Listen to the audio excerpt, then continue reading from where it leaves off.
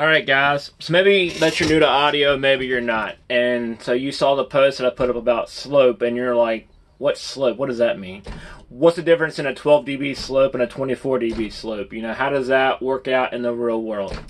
Well, so your slope refers to your filter. And so we filter subs and mids and highs because there is no one speaker that can play the entire bandwidth.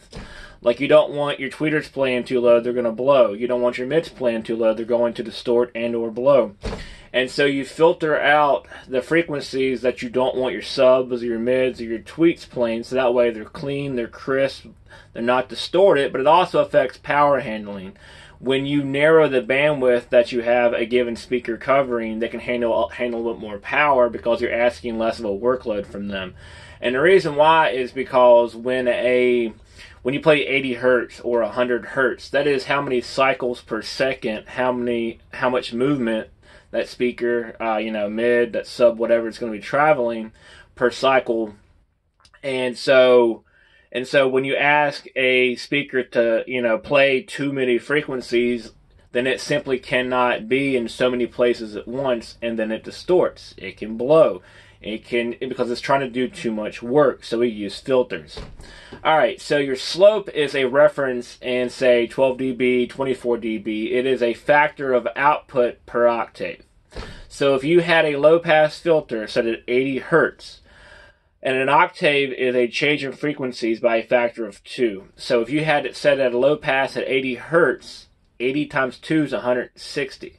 So that means that by 160 hertz, you will change an output by 12 dB or 24 dB. Now, what is 12 dB and 24 dB? What does that mean? I'm going to give two examples. 12 dB. Let's say that you sat in a car that was 138 dB, and then you sat in a car that was 150 dB. Would you hear that difference? Absolutely. 24 dB.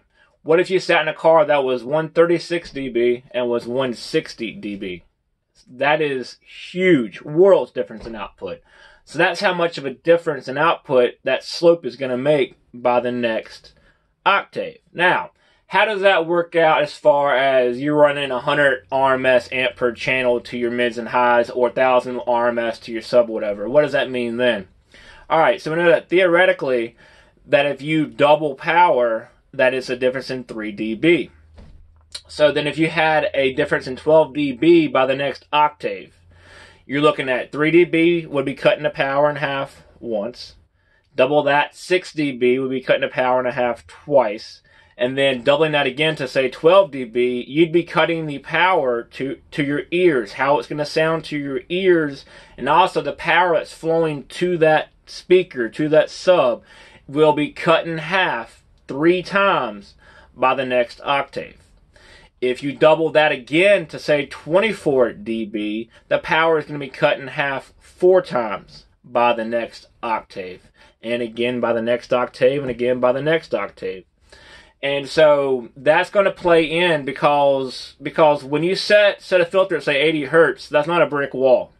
Your speaker, your sub, whatever, is going to still be getting power and still be audible and making output after that filter. It's just that it's going to start to roll off. And so how quickly that it rolls off as far as power feeding to that speaker, which will affect power handling, and then how fast that power rolls off will affect audibly how it sounds to your ear, is based on the slope. Do you want a really steep slope with a quick roll off, or do you want more of a gradual roll off? If you're powering something overpowered, you probably want to have a steeper slope. If you are running something on rated power and you want your mids and your subs to kind of mesh together well to have more of a shallow slope on the low pass and the high pass, then you might do a shallower slope like a 12 dB.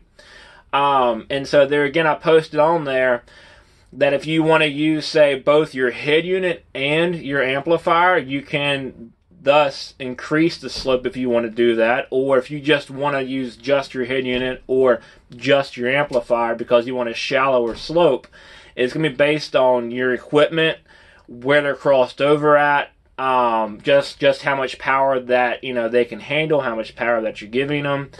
If you're looking at your subwoofer, you got to think about Also, when it comes to subs, are you asking your sub to cover 1 octave, or are you asking your sub to cover 2 octaves, or close to it?